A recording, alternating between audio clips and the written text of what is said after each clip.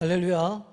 네, 오늘 아카데미에 간만에 오신 성도님들 주님의 이름으로 환영하고 축복합니다.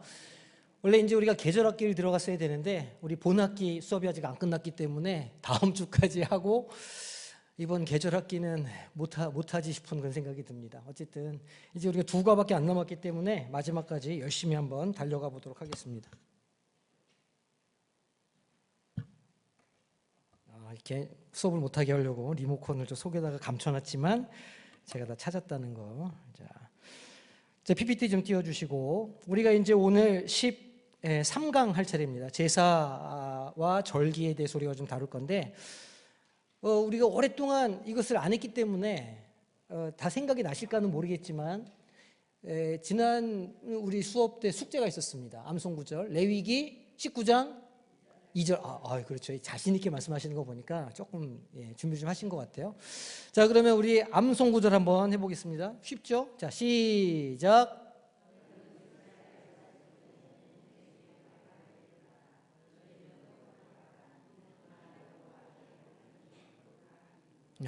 레위기 19장 2절 말씀. 아멘. 우리가 거룩해야 되는 이유는 하나님이 거룩하시기 때문이다. 레위기에서 계속 반복되고 있는 주제는 우리가 세상과 구별되어야 된다, 그런 이야기예요.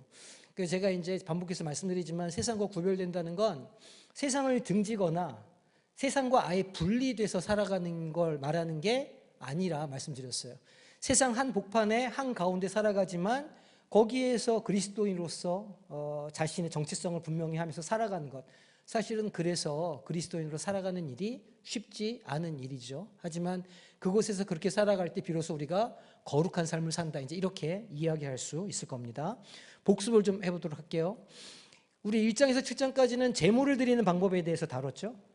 근데 그 중에서 5장까지는 백성들이 제물을 어떻게 드릴 건가를 다뤘고 6장과 7장은 제사장이 제물을 어떻게 드릴 건가를 우리가 다뤘습니다. 그리고 8장에는 제사장 위임 제사가 나오죠. 3가지라고 했어요. 씻기고 입히고 바르고.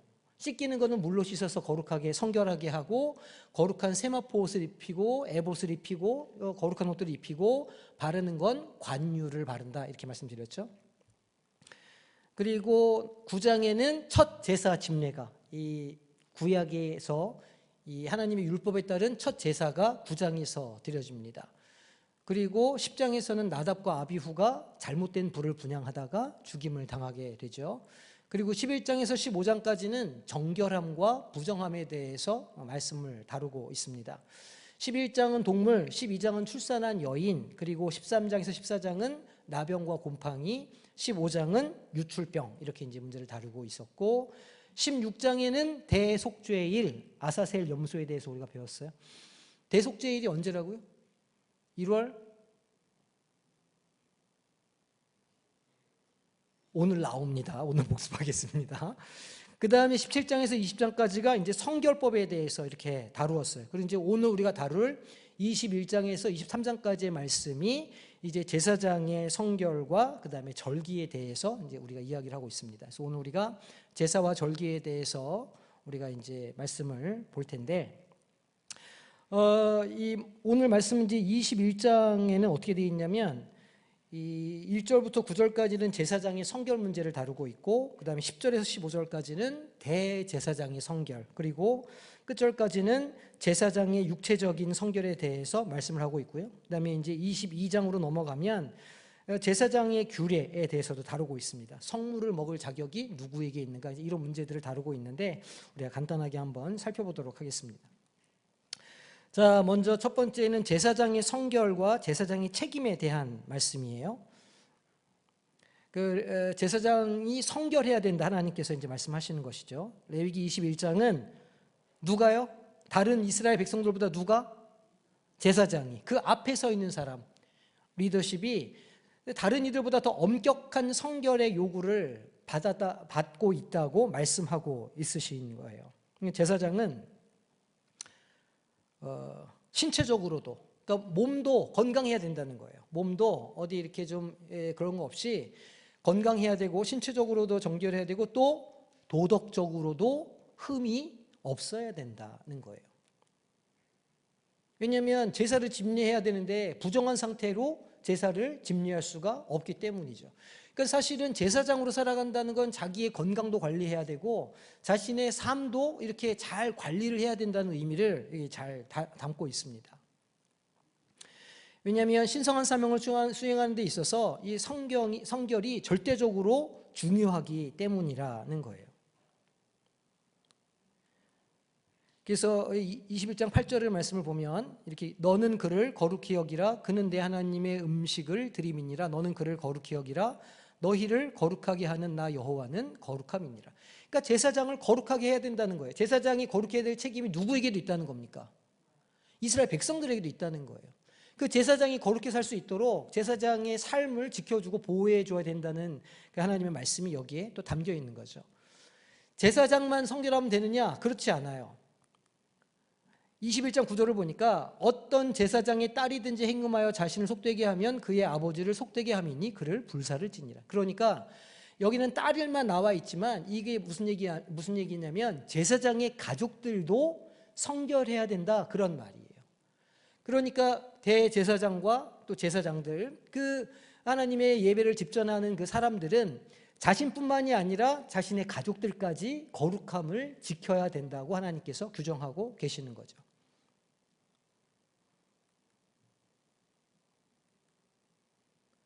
그러면 제사장의 책임도 있겠죠.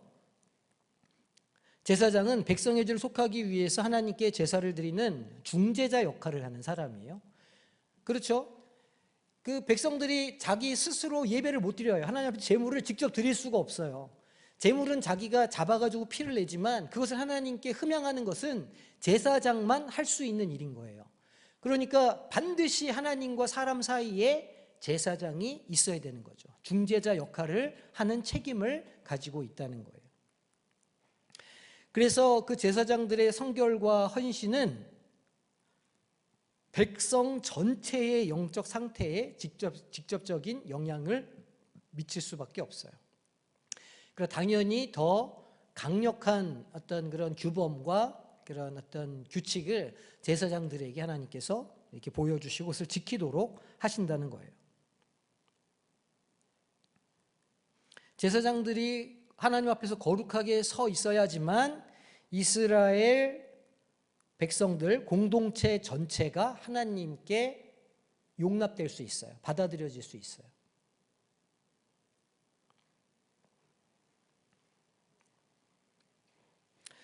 이거를 우리 좁은 의미로 생각해 보면 교회의 목사를 의미하기도 하지만 신약 시대에는 만인 제사장의 시대 아닙니까? 그러니까 사실은 우리 각자의 삶에 대한 이야기이기도 한 거예요.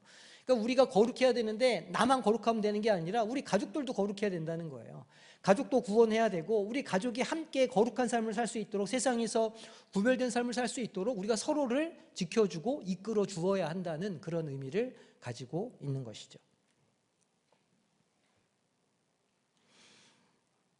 그래서 이제 우리가 읽진 않았지만 이 레위기 22장 이 내용을 보면 그 거룩한 성물을 누가 먹을 수 있느냐 이런 주제들도 다루고 있어요. 거룩한 성물을 먹을 수 있는 것은 제사장과 제사장의 가족들 또 제사장의 보호 아래에 있는 사람들이 그 거룩한 성물을 먹을 수 있다 이렇게 규정하기도 합니다. 그러니까 그 제사장의 거룩함은 공동체에 의해서 같이 지켜지는 것이기도 하고 또 제사장 스스로가 자기를 지키고 자기의 가족들까지도 잘 말하자면 지키고 관리해야 되는 의무가 모두에게 있다는 것을 알려주고 있는 겁니다. 지금 보면은 제사장에 대한 얘기가 계속 나오죠. 우리 앞에서 1장 그 6장 7장도 제사장의 이 제물을 어떻게 드릴 것인가를 따로 구별하고 있고 또 성결법이나 이런 것들도 보면 제사장의 성결에 대해서 따로 이야기를 하고 계시기도 한 거예요. 오늘도 역시 제사장이 어떻게 성결할 것인가를 계속 반복해서 이야기해 주고 있습니다. 그러니까 사실 레위기 전체를 볼 때 우리가 거룩할 수 있는 방법은 하나님께 제물을 드리는 것인데 그 제물을 드리는 절차에서 그 역할을 감당하는 사람이 제사장이기 때문에 그 제사장에 대해서 이렇게 계속해서 반복적으로 강조하고 있다. 우리가 이렇게 이제 생각해 볼 수 있습니다. 이제 이스라엘의 절기에 대해서 우리가 다시 한번 복습을 한번 해보도록 하겠습니다. 우리가 예전에 한번 다룬 적이 있는데 오늘 복습하는 셈치고 다시 한번 잘 살펴보시기를 바라요. 먼저 레위기 23장에는 이스라엘 백성이 지켜야 할 주요 절기들을 이렇게 쭉 설명을 하고 있습니다. 그런데 이 각 절기는 하나님께서 이스라엘 백성들에게 베푸신 은혜와 구원을 기념하는 거예요. 그러니까 그 절기를 지키는 건 하나님께서 이 백성에게 행하신 일을 계속해서 반복해서 뭐 하라는 거예요? 기억하라는 거예요. 상기하라는 거예요. 그걸 자꾸 되새기라는 거예요. 그래서 음식 먹을 때 어떤 동물만 먹을 수 있다고 그랬어요, 우리가? 새김질하는 동물만 먹을 수 있잖아요. 그런 의미가 거기에 있다고 말씀드렸는데, 그러니까 하나님의 말씀을 반복해서 하나님이 하신 일을 계속해서 상기하고 되뇌이고 복기하는 이 일을 하라고 절기를 주셨다는 거예요. 이건 신약 시대에도 마찬가지로 해석할 수가 있습니다. 레위기 23장 22절을 보니까 너희 땅에 곡물을 벨 때에 반 모퉁이까지 다 베지 말며 떨어진 것을 줍지 말고 그것을 가난한 자와 거류민을 위하여 남겨두라. 나는 너희 하나님 여호와니라 이렇게 말씀하는데, 이 구약의 3대 절기가 있는데 이 절기는 모두 무엇과 관계가 있냐면 추수와 관계가 있어요. 3대 절기는 다 추수와 관계가 있기 때문에 이 추수 때 이런 이 레위기나 신명기의 말씀은 우리가 율법을 지키는 것에 분명한 의미가 어디 있는지를 알려주는 것이기도 해요. 그러니까 레위기 23장 말씀은 추수할 때 모퉁이까지 다 베지 말라. 그 얘기 우리가 말씀을 나눴잖아요. 현대 유대인들은 몇 분의 몇 수로 그걸 생각한다고요? 네, 60분의 1이라고 기억하시죠? 그러니까 자기가 가지고 있는 면적의 60분의 1을 그걸 모퉁이다 이렇게 계산하고 자기 수입의 60분의 1을 선교를 위한 예물로 내놓는다. 지금 유대인들은 그렇게 산다고 말씀드렸잖아요. 그러니까 이제 그게 그들의 삶의 전통 속에 이렇게 배어 있는 거예요. 그러니까 절기를 계속 반복한다는 것은 하나님이 그 율법에 정하신 본래의 의미를 반복해서 되새긴다는 의미이기도 하죠. 이 레위기를 다시 반복해서 쓴 신명기 16장 11절 말씀 보니까 너와 내 자녀와 노비와 내 성중에 있는 레위인과 및 너희 중에 있는 객과 고부와 과부와 함께. 여기 있는 사람들이 다 누구예요? 자녀, 노비, 또 레위인, 객, 고아, 과부. 그 공동체 안에 있는 모든 사람들을 뜻하는 거예요. 공동체에 잘 사는 사람, 못 사는 사람, 약한 사람, 강한 사람, 그 모두가 다 여호와께서 자기의 이름을 두시려고 택하신 곳에서, 택하신 곳 성전이죠. 성막에서 내 하나님 여호와 앞에서 즐거워할지어다. 그러면서 너는 애굽에서 종되었던 것들을 기억하고 이 규례를 지켜 행하라라고 절기에 대해서 말씀을 딱 주고 계시는 거예요. 그러니까 절기를 지킨다는 것은 곧 우리가 하나의 공동체이다라는 걸 반복해서 경험하는 시기이기도 했다는 거예요. 자, 그러면 이제 첫 번째 절기가 뭐냐? 안식일이에요. 안식일은 매주 반복되죠. 근데 이걸 하나님께서 절기라고 딱 정해 놓으셨어요. 그러니까 1년에 한 번이 아니라 매주 하나님이 하신 일을 반복하라는 거예요. 매주 지켜지는 안식일은 하나님께서 무엇을 마치신 후에? 그렇죠. 창조 사역을 마치신 후에 쉬신 날을 기념하는 날이죠. 하나님께서 6일 동안 창조하시고 7일째 쉬셨으니까 우리도 7일을 안식일로 거룩하게 쉬도록 하셨어요. 그게 안식일의 의미예요. 이날은 이스라엘 백성이 모든 일을 멈추고 하나님을 경배하며 하나님이 하신 창조와 구원을 기억하는 시간이에요. 안식일을 거룩히 지키라라는 말은 바꿔 말하면 하루를 쉬면서 그날 하나님이 우리를 창조하셨고 우리들 구원하셨다라고 하는 이 하나님의 일을 반복해서 기억해내라라는 거예요. 그게 안식일이 가지고 있는 의미예요. 그러니까 일을 하지 말라라는 건 표면적인 거죠. 일을 하지 말고 쉬라는 것은 뭘 하라고? 하나님이 하신 일을 기억하라고. 쉬면서 하나님이 하는 일을 기억하지 않아요. 그럼 그건 안식일을 지키는 것일까요? 아닐까요? 아니란 말이에요. 그런데 유대인들은 어떻게 했어요? 바리새인들은 그냥 쉬는 것으로, 그날 하나님이 하신 일이 무엇인지 그 의도가 무엇인지는 전혀 관심을 갖지 않고 그냥 그날 아무것도 안 하는 것으로 그 날을 만들어 버렸어요. 그래서 예수님께서 그렇게 그들을 비판하시는 거죠. 이제 이거는 이 안식일은요, 토요일, 유대인들의 안식일은 토요일 해 질 때부터 밤에 다음날 해 뜰 때까지가 안식일이에요. 유대인들에게 있어서는.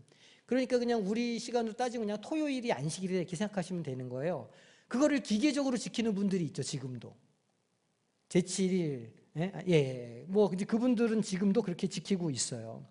이 유대인들과 제7일 안식교와 같은 이 교단에서는 이 창조에 따른 안식 개념을 전통 그대로 받아들여서 토요일 날 쉬어야 된다 이렇게 말하는 거예요. 그게 하나님의 명령이다 이렇게 받아들이고 있는 거죠.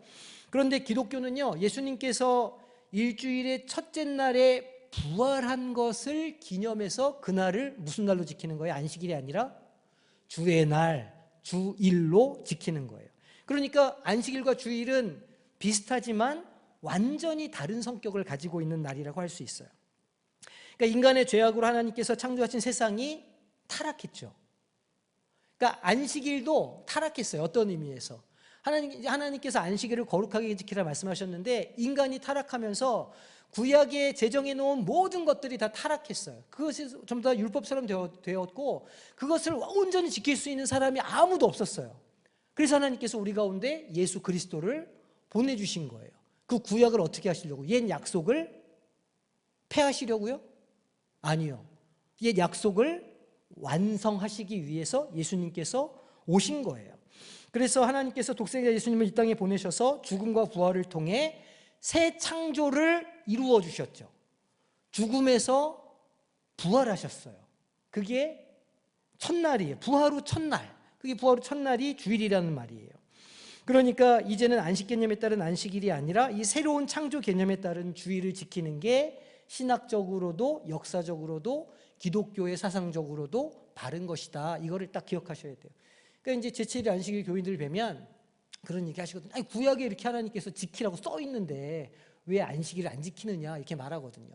구약의 시대가 지나갔기에 안 지키는 거예요. 신약의 시대에는 주님께서 그날을 주의 날로 완성하셨기 때문에 이렇게 볼 수 있는 거죠. 그래서 계시록 1장 10절에 보니까 이 요한 사도가 성령에 감동되어서 나팔 소리 같은 큰 음성을 봐요. 환상을 봐요. 어떤 날에? 주의 날에. 주님의 날에 주일에 그가 환상을 보았다고 성경이 딱 기록하고 있어요. 주일이 성경에 없지 않느냐 이렇게 또 반박하거든요. 주의 날이라는 말이 성경에 나옵니다. 계시록에. 그러니까 이거를 우리가 신학적으로 이렇게 딱 알고 계시면 우리가 이제 이거에 대해서 또 헷갈리지 않을 수 있죠. 어쨌든 첫 번째 지키라고 말씀하신 것은 안식일이다. 그건 오늘날 우리에겐 주일이다. 그럼 주일은 뭘 하는 날이에요? 쉬는 날인가요? 쉬는 날이 아니고 뭘 기억해야 돼요? 하나님이 하신 일, 특별히 주일은 예수 그리스도께서 우리를 구원하신 그 일을 되새기고 묵상하고 우리의 것으로 딱 취하는 날이다. 이걸 기억하셔야 돼요. 그거를 하셔야 진정한 주일을 지키시는 거라 할 수 있는 거죠. 그러니까 주일날은 좀 이렇게 화가 나도 좀 참으시고, 왜냐하면 예수님께서 우리를 용서해 주신 것을 생각하고 기념하는 날인데 아침에 차 타고 오다가 한판 하시고 또 옷 입다가 한판 하시고 화장실에서 한판 하시고 이러면 안 된다는 거예요. 애들 깨우면서 내가 너 때문에 늙는다 막 이렇게 해가면서 막 이렇게 하지 마시라는 거예요. 주일은 뭘 하는 날이다? 주님의 구원과 용서를 생각하는 날이다. 주일날 특히 어떤 언어를 써야 될까요? 우리가 맨날 얘기하는 거, 권면의 언어, 사랑의 언어, 성령의 언어를 써야 되는 거죠. 왜냐하면 주님이 하신 일을 기억해야 되니까. 자, 두 번째로 나온 절기가 무엇이냐? 하기 전에 이 3대 절기가 있어요. 이 이스라엘의 3대 절기가 있는데 첫 번째가 유월절이에요.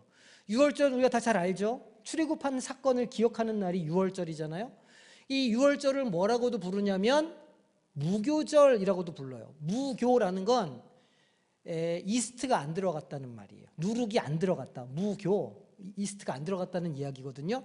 그리고 또 뭘 감사하는 날이기도 하냐면 보리추수를 감사하는 날이기도 해요. 그래서 맥추 감사절의 의미가 여기에 담겨 있어요. 유월절에. 우리는 이제 맥주 감사절을 따로 지키잖아요. 기독교 전통에서. 사실은 맥주 감사절이 따로 있지는 않아요. 우리 전통에 보면. 그리고 초실절이라고 합니다. 초실절이라고 부르는 이유는 첫 열매를 드리는 날이다, 그런 뜻이에요. 초실절은 언제 드려졌냐면 가나안 땅에 들어가서 이분들이 첫 농사를 지우고 첫 추수를 한 그 열매, 첫 열매를 드리는 날을 초실절이라고 불렀어요. 그러니까 유월절, 무교절, 초실절은 다 이렇게 좀 혼재되어 있어요. 다 같은 것으로 보기도 하고 구분하기도 하고 막 그렇게 해요. 어쨌든 좀 자세하게 설명하겠습니다. 두 번째 절기가 뭐냐면 이분들이 지키는 게 77절이에요. 77절. 77절은 77에 49 아닙니까? 그러니까 첫 추수를 한 이 초실절 이후로 첫 열매를 드린 이후로 49일이 지난, 즉 50일이 지나서 오순절이라고도 부르는데 이때 또 추수를 해요. 이때는 무슨 추수를 하냐면 밀 추수를 하는 거예요. 밀을. 그래서 77절은 밀을 추수하는 때구나 하는 걸 기억하시면 돼요. 그 다음에 마지막 세 번째 절기가 언제냐면 초막절이에요. 초막절. 초막절은 이렇게 텐트 치는 날이거든요. 그래서 수장절이라고 부르는데 수장절은 무슨 뜻이냐면 곡식을 보관한다 그런 뜻이에요. 물에다가 묻는다, 수장한다 이런 뜻이 아니고 곡식 보관한 거를 내가 창고에다가 이렇게 쌓아놓는다. 그래서 수장절이에요. 그 곡식을 창고에 들인다고 그래서 추수감사의 개념이 좀 여기 들어가 있어요. 이게 추수감사절이랑 비슷하구나 이렇게 생각하시면 돼요. 광야를 기억하면서 지내는 시간이기도 하고 특별히 요 초막절 요 때에는 이제 과일, 특히 포도를 추수하는 때랑 겹친다고 그래요. 그러니까 우리나라의 추석과 되게 비슷한 계절이다 이렇게 보시면 돼요. 초막절은 다 추수랑 관련이 있어요. 3대 절기가. 이거를 기억하셔야 됩니다. 자, 3대 절기 뭐라고요? 유월절, 또 칠칠절, 또 초막절. 유교절은 뭐라고 부른다?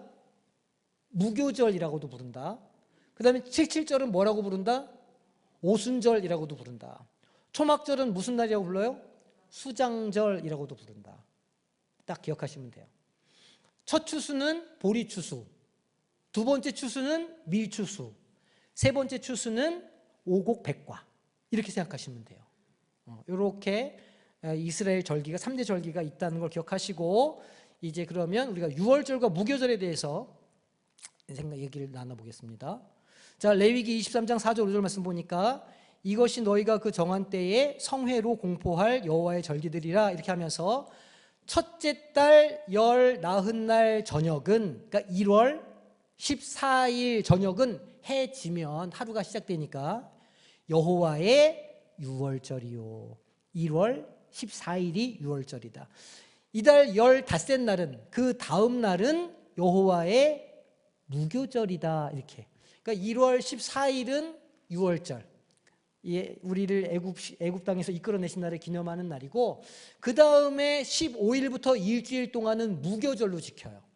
무교절 동안 이스트가 들어가지 않은 딱딱한 떡을 먹으면서 하나님께서 하신 일을 기념하고 생각하는 거예요. 이해가 되시죠? 1월 14일이 유월절, 15일부터 일주일이니까 22일까지가 무교절이다 이렇게 보시면 돼요.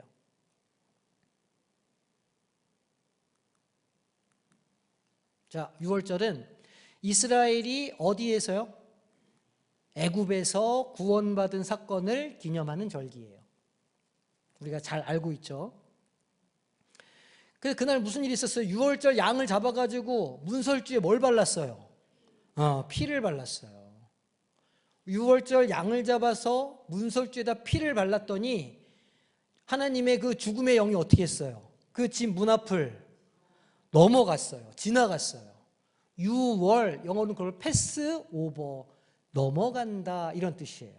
그래서 유월절은 어린 양의 피를 발라서 하나님의 죽음의 영이 지나가서 우리를 구원하셨다라는 걸 기념하는 날이 유월절이에요. 그 유월절 양이 누구라고요? 예수 그리스도라. 그 예수 그리스도의 그 피로 인침을 우리가 우리의 이마에, 우리의 마음에, 우리의 생각에, 우리의 손과 발에 피를 발라야, 진짜 피를 바르라는 얘기가 아닙니다. 뭐 집에 가셔가지고 어디 엄한 피 이렇게 바르라는 얘기가 아니고 영적으로 우리가 예수 그리스도의 보혈을 날마다 씻어야 하나님의 죽음의 영이, 심판의 영이 지나갈 때 우리 어떻게 해요? 넘어가요. 법계 얘기했죠? 씌운 자에 하나님의 영광이 임할 때 피를 어디다 뿌린다고요? 그 뚜껑에 법계 뚜껑에 뿌리잖아요. 왜요? 그 안에 있는 율법을 가리기 위해서, 죽음을 면하기 위해서 피를 뿌린다고 그랬어요. 똑같은 이야기들이에요. 그럼 이제 무교절도 있죠. 유월절 후에 시작되는 무교절은요, 7일 동안 뭐가 없는 빵을 먹는다고요? 누룩이 없는 떡을 먹어요. 누룩이 없는 떡이요, 비슷한 과자가 있습니다. 요거 되게 우리 이 전통이랑 비슷한 과자가 시중에서 팔아요. 뭘까요, 그게? 참크래카. 참크래카 드셔보셨어요? 참크래카가 아주 유사합니다. 이 유월절 떡이랑. 이거를 먹으면서 어디에서 급히 나왔죠? 이거 허리띠 동이고 지팡이 짚고 막 급하게 먹었잖아요. 애굽에서 급하게 나왔다는 거예요. 죄에서 어떻게 하라는 거예요? 죄에서 급하게 떠나라는 거예요. 내가 죄를 지었다, 잘못했다, 뭐가 문제가 있다 그러면 거기에서 급하게 나오라는 거예요. 허리띠 메고 종이고 지팡이 짚고 보찜 다 싸가지고 갈 준비하고 먹으라는 거예요. 하나님이 나와라! 그럼 바로 나갈 수 있게 준비가 되어 있어야 된다는 뜻이죠. 하나님께서 신랑이 기름을 준비하라고 불을 켜고 들어가야 되는데 다섯 처녀는 열심히 준비했어요. 근데 다섯 처녀는 기름을 준비를 못했잖아요. 왜 준비를 못했을까요? 다섯 처녀는 왜 준비 못했어요? 너무 피곤했어요. 그리고 잠깐 졸았어요. 그랬더니 그 틈에 그냥 오셔가지고 우리 하나님은 졸지도 주무시지도 아니하시니 우리가 어쩌겠습니까? 우리도 되도록이면 새벽도 깨우고 우리의 본성을 쳐서 하나님의 말씀도 더 가까이 가고 이렇게 해야 준비된 삶을 살 수 있다. 이거를 다 기억하시기를 바라요. 자, 이것은 이스라엘이 거룩하게 구별된 민족임을 상징하는 것이며 누룩이 뭐의 상징이에요? 죄의 상징이에요. 아주 적은 양으로도 온 빵을 어떻게 해요? 다 부풀게 해요. 아주 적은 것으로도 그것의 성질을 완전히 바꿔놓는다는 거예요. 그게 누룩이 가지고 있는 상징이거든요. 그 반대의 상징은 뭐였어요? 누룩과 반대되는 것의 상징, 소금이었죠. 소금은 부패를 막잖아요. 변하지 않게 하잖아요. 하지만 누룩은 변하게 한다. 그래서 누룩을 빼라 이렇게 말씀하셨어요. 이게 이제 요즘에 유대인들이 먹는 그 유월절에 먹는 밥이에요. 이걸 뭐라고 부르냐면 세델이라고 불러요. 세데르라고도 부르는데 저기 보면 정강이 뼈가 있고요. 저기 뼈다구 하나 있죠. 정강이 뼈고 그 다음에 이제 풀떼기들이 있어요. 쓴나물. 쓴나물을 먹는다고 그러는데 쓴나물이 뭐냐면 고추냉이에요. 고추냉이 뭐 이런 거 그다음에 삶은 달걀 그리고 이제 잼 같은 게 있어요. 뭐 거기 있는 걸 이렇게 만드는 잼이 있는데 뭐 이제 요런 거를 요 유월절 저녁에 지금도 유대인들은 먹습니다. 이것만 먹는 거예요. 이거랑 그 누룩이 안 들어간 떡이랑 이렇게 먹는 거죠.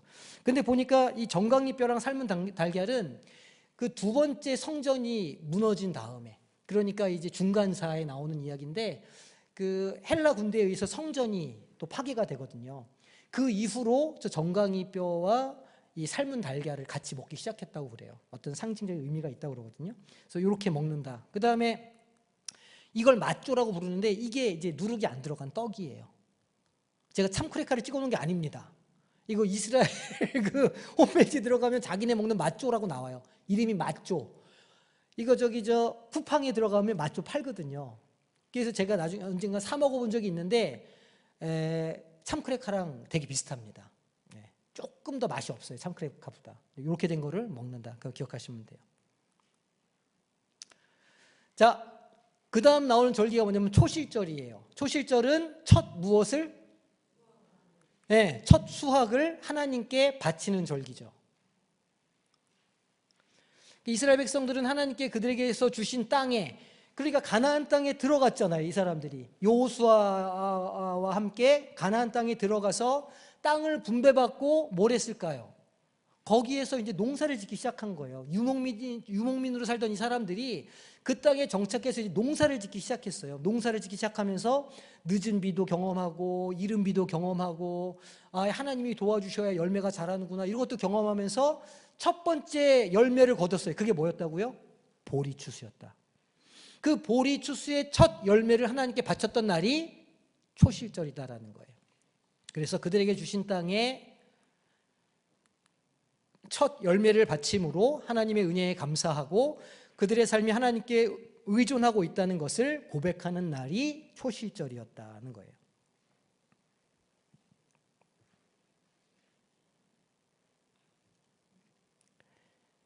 근데 이제 재밌는 게 이 6월절 기간 중에 첫 안식일 다음 날이 이제 6월절, 무교절 이렇게 되었었잖아요. 그리고 이제 그때쯤에서 초실절이 있었는데 이게 이제 제2성전이 무너진 이후에 중간기를 지나면서 날짜들이 다 막 이렇게 막 섞여가지고 이렇게 하기도 하고 저렇게 하기도 하고 막 이렇게 이제 자기들 전통에서도 막 헷갈렸던 거예요. 그래서 7일간 원래 이 무교절을 지키게 돼 있는데 느헤미야 보면은 7일을 더 무교절로 지키는 장면들도 우리가 볼 수 있고, 그 다음에 6월절 하루와 이 무교절 7일 합치면 8일인데 요즘에는 7일로 지켜요, 합쳐서.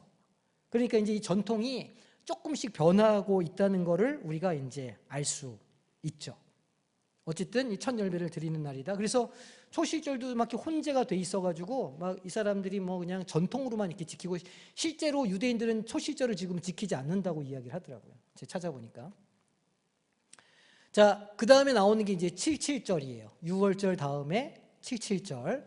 77절은 다른 말로 오순절이라고 부르기도 하고 또 뭐라고 부른다고요? 곡식을 저장한다 그래서 수장절이라고도 부른다. 네. 수장절은 초막절. 죄송해요. 자, 77절 오순절, 자, 초실절 이후에 며칠이 지났냐면 7주가 지난 후에 지켜지는 절기예요. 또 다른 수확의 절기이고 하나님께서 풍성한 수확을 주신 것에 대한 감사를 표현하는데 주로 밀을 추수했다. 밀추수의 절기였다. 이렇게. 이 유대인들은 이 77절을 이제 페사흐 이렇게 불러요. 페사라고 부르거든요. 왜냐하면 이날을 모세가 시내산에서 율법을 받은 날과 같다고 여긴대요. 그래서 율법을 받은 날로 지키기 때문에 자, 시내산에서 율법을 받은 것을 기념하는 날이라는 거예요. 재밌는 거는 이날 유제품을 먹는데요. 유대인들은 70절에 유제품. 그래서 뭐 야쿠르트, 치즈, 우유 이런 거를 먹는다는 거예요. 왜냐하면 그 젖을 영적 양식이라고 여기고 그런 기념으로 그걸 먹는데요. 그래서 이날이 되면 온 이스라엘의 슈퍼에 있는 그 유제품들이 동인한다고 그래요. 막 다 치즈랑 뭐랑 막 다 사가가지고 그렇게 해서 이제 그걸 이렇게 먹는다, 그런 전통이 있다고 하죠. 또 토라를 공부하면서 밤을 새는 전통이 있다고 합니다. 그러니까 이제 이 77절이 되면 애들이고 어른이고 다 모여가지고 회당에 모여서 밤새 토라를 읽고 공부하고 이렇게 한다는 거예요. 왜냐하면 그날이 율법을 받은 날이기 때문에. 77절 곧 맥주의 초실절을 지키고 새 말에는 한참 더 시간이 지난 다음에는 수장절을 지켜라, 이렇게 출애굽기 34장 22절에 말씀하고 있어요. 그 다음에 이제 중요한 절기가 뭐냐면 이 나팔절이에요. 나팔절은 이스라엘의 무엇을 알리는 절기라 제가 말씀드렸죠? 우리의 무엇과 똑같다? 우리의 설날과 같다. 이스라엘의 새해를 알리는 절기가 나팔절이에요. 나팔을 불어서, 그죠? 나팔을 불어서 하나님께서 새롭게 기회를 주시고 시작을 주신 것을 감사하는 날이고, 또 회개와 반성의 기회를 제공하는 날이 나팔절이에요. 여기서 말하는 나팔이 히브리어로 쇼파르라고 하거든요. 쇼파르, 양각 나팔을 말하는 겁니다. 이거 이렇게 생긴 거, 그러니까 양의 뿔이죠. 양의 뿔로 그 나팔을 만들어 가지고 이거를 부는 거예요. 나팔을 부는 거예요. 그래서 새해가 되었다는 사실을 사람들에게 알려주는 거죠. 이날 이제 이걸 나팔을 분 다음에 10일 동안 회개하고 하나님 앞에 엎드리는 시간을 가지게 돼요. 이 사람들이. 그게 뭐냐면 바로 이어지는 대속죄일이에요. 대속죄일은 누가요? 누가 대속죄일을 지켜야 되는 사람이 누구일까요? 이스라엘 백성 전체가 성막에서는 어떻게 했어요? 이 대속죄일에 대제사장이 1년에 한 번 이날 피를 가지고 어디로 들어간다고요? 지성소로 들어갔다. 왜요? 이스라엘 전체의 죄를 속하기 위해서.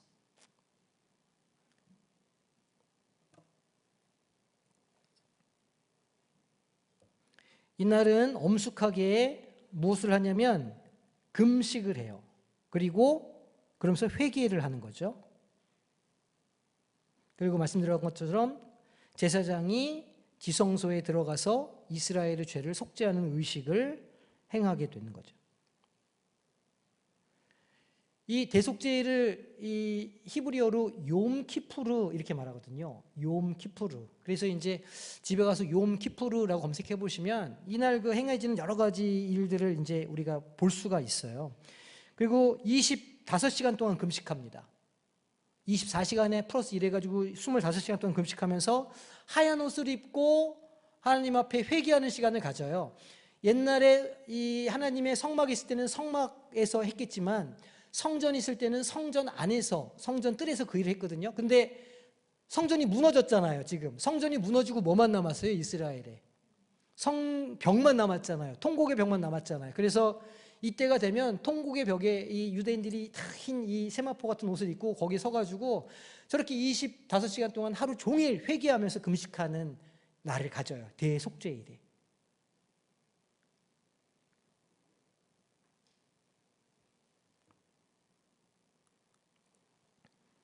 그 다음에 이제 마지막으로 나오는 절기가 뭐냐면 초막절이에요. 초막절을 이 히브리어로 하면 숫꽃이에요. 숫꽃. 숫꽃 많이 들어보셨죠?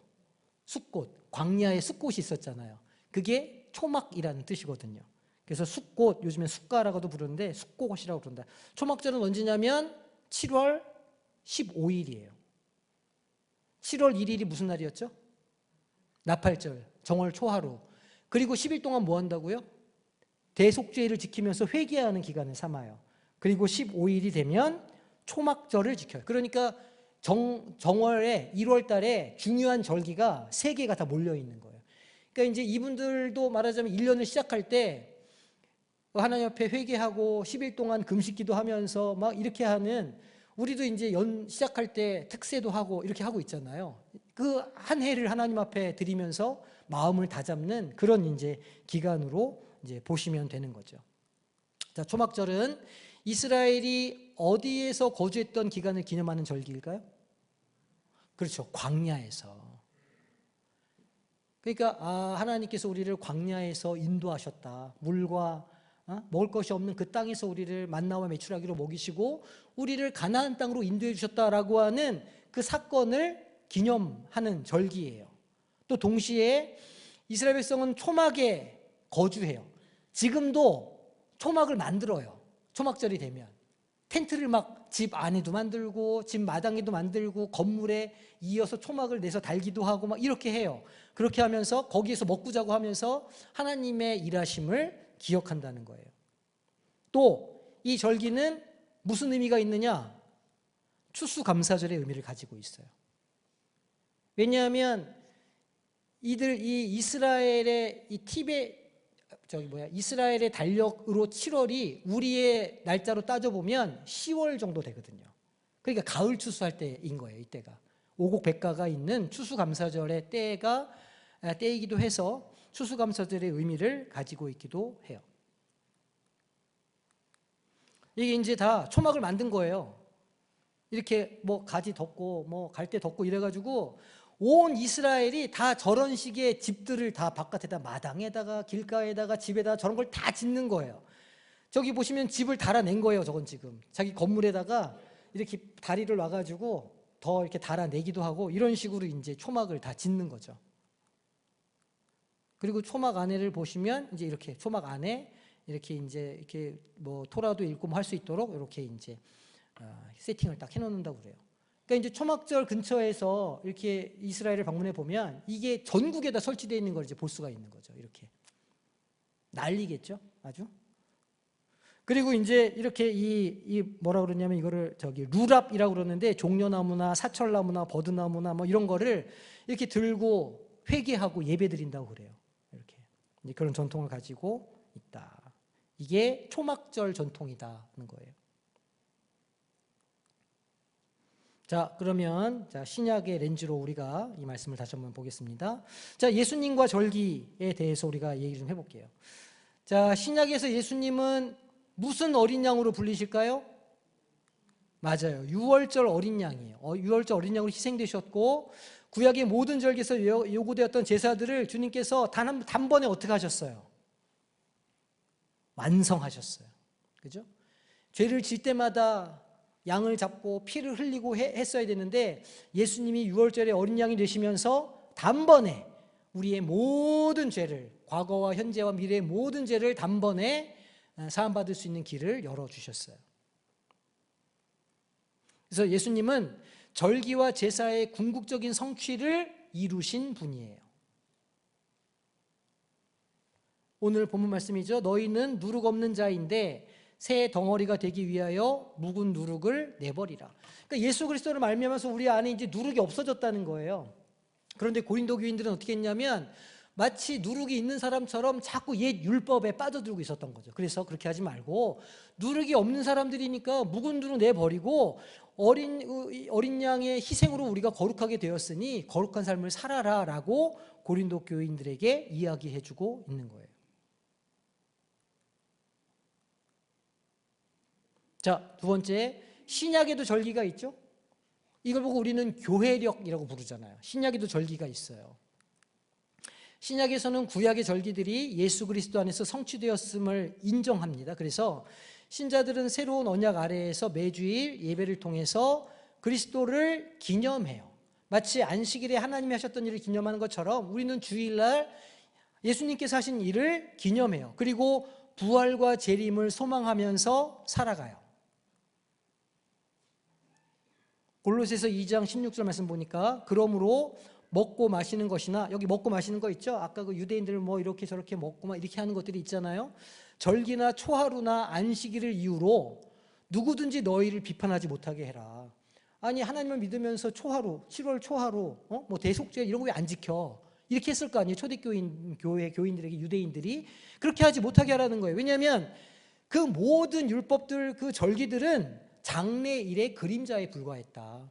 예수님이 오시기 전까지 예수님을 나타내는 것들에 불과했다. 이제는 예수님이 오셨기 때문에 그것들을 지킬 필요가 없다. 우리는 그 실체는 예수님이시다. 그 모든 절기 실체는 이렇게 지금 말하고 있는 거예요. 그래서 구약에는 하나님이 하신 일들을 절기로 섬겼지만 신약 시대에는 어떤 것이 절기가 되었을까요? 예수 그리스도의 삶으로 절기가 변화되었어요. 자, 현대적인 의미를 좀 탐구해 보겠습니다. 자, 예배와 절기가 있죠. 오늘날의 신자들은 구약의 절기들을 기념하는 것 대신에 예수님께서 이루신 구속 사역을 기념하면서 매주일 예배를 드려요.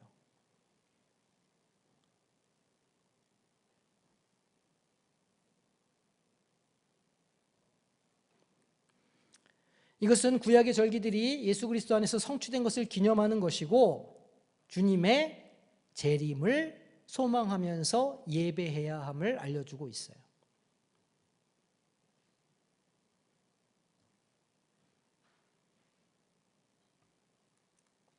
이게 이제 우리 교회력이에요.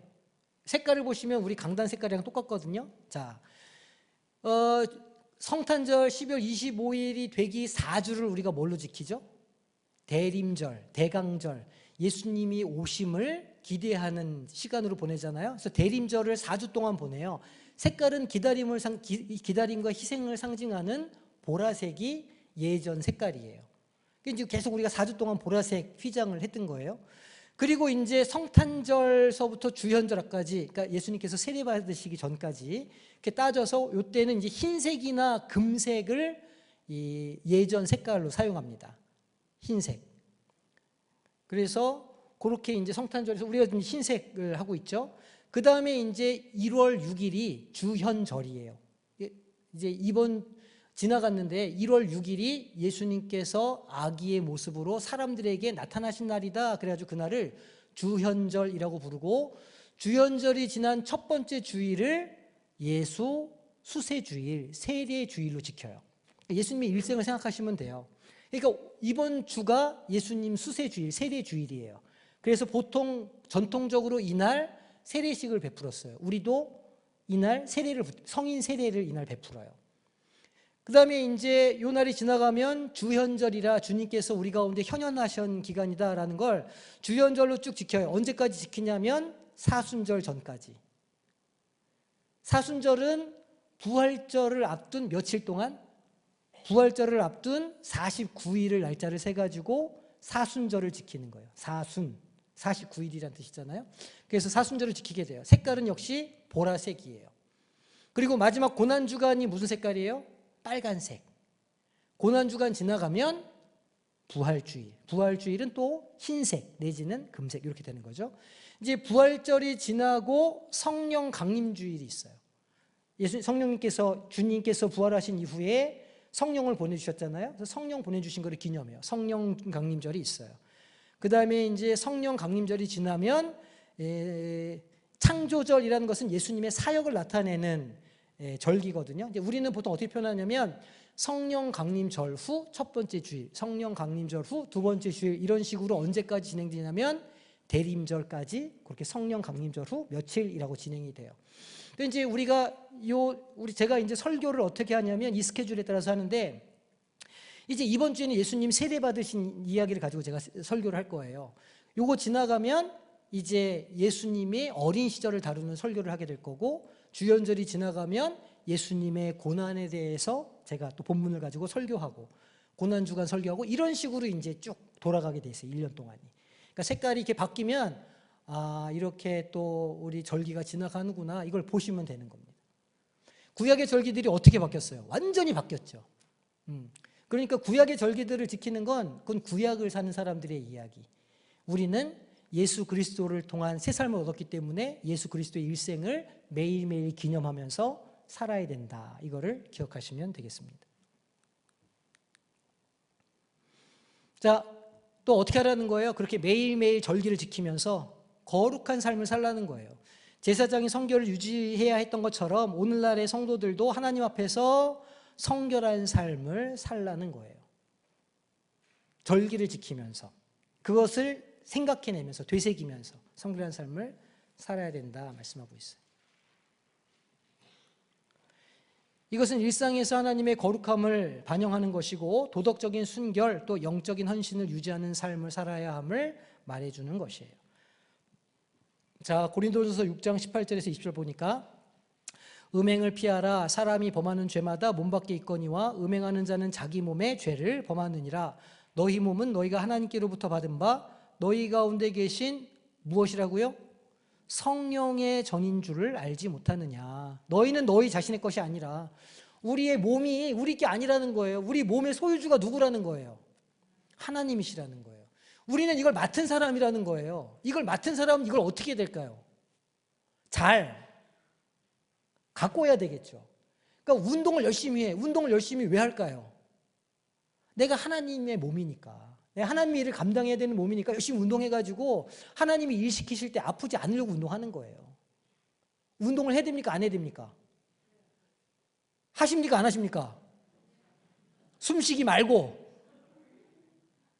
운동하시기 바랍니다. 올 한해 하나님이 주신 몸 운동으로 건강을 지키시길 바랍니다. 값으로 산 것이 되었으니 누가 값을 지불했어요? 예수 그리스도를 지불하고 우리를 사신 거 아니에요?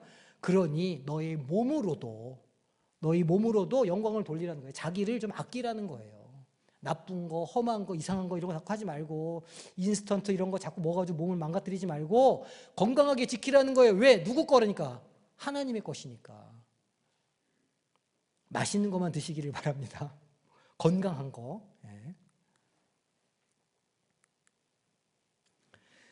그리고 또 이런 의미가 있죠. 사회적 정의와 성결한 삶을 살라고요. 사회적 정의는요. 반 모퉁이를 남겨두라는 이야기에서 나오는 거예요. 다 추수하지 말라고 남겨두라고. 우리나라도 곶감 다 따지 말라고 그러잖아요. 왜요? 나중에 까치가 와서 먹어야 되니까 그거 다 뜯지 말라고 그러거든요. 그러니까 그거 내가 한 거라고 내가 다 갖고 그건 정의가 아니라는 거예요. 레위기의 성결법은 단지 개인적인 성결을 넘어서서 사회적인 정의와 공동체 전체의 성결을 요구하는 것이라는 거죠. 오늘날의 신자들도 그래서 사회 정의를 실천하고 도덕적으로 정결한 삶을 살아야 함이 당연하다는 거예요. 자, 로마서 12장 1절 2절. 그러므로 형제들아 내가 하나님의 모든 자비하심으로 너희를 권하노니 너희 몸을 무엇으로요? 하나님이 기뻐하시는 거룩한 산 제물로 드려라. 그것이 우리가 드려야 하는 무엇이라고요? 영적인 예배다. 우리가 이렇게 겉으로 드러나는 이런 예배 말고 우리의 내면에, 우리의 심령 가운데 하나님께서 진짜 원하시는 것이 무엇인지 분별하고 살아가라는 거예요. 그게 어떤 거냐면 이 세대를 본받지는 않는 거예요. 이 세태가 살아가는 그 모습을 본받는 게 아니고 이 세태가 좋아하는 거, 이 세태가 쫓아가는 거 그거 바라보지 말고 마음을 날마다 새롭게 하라는 거예요. 우리 본성을 매일 쳐서 복종시켜서 하나님 말씀 앞에 우리를 세우라는 거예요. 그렇게 변화를 받아서 하나님의 선하시고 기뻐하시고 온전한 뜻이 무엇인지 분별하고 그렇게 살아가라는 거예요. 자, 암송구절 함께 읽어보겠습니다. 오늘 암송구절은 안식일에 대한 말씀이에요. 자, 함께 읽겠습니다. 시작. 엿새 동안은 일할 것이요 일곱째 날은 쉴 안식일이니 성회의 날이라. 너희는 아무 일도 하지 말라. 이는 너희가 거주하는 각처에서 지킬 여호와의 안식일이니라. 아멘. 그냥 쉬는 거라고요? 아니라고요. 뭘 해야 되는 거라고요? 하나님이 하신 일을 되새김질하는 날이라. 내 안에 주신 은혜를 다시 기억해내는 날이라. 이거를 기억하시기를 부탁드립니다. 자, 고생하셨습니다. 자, 우리 옆에 사람 수고하셨습니다. 네. 이제 한 주 남았습니다. 이제 한 주 남았습니다. 끝까지 달려갑시다. 네, 고생하셨습니다.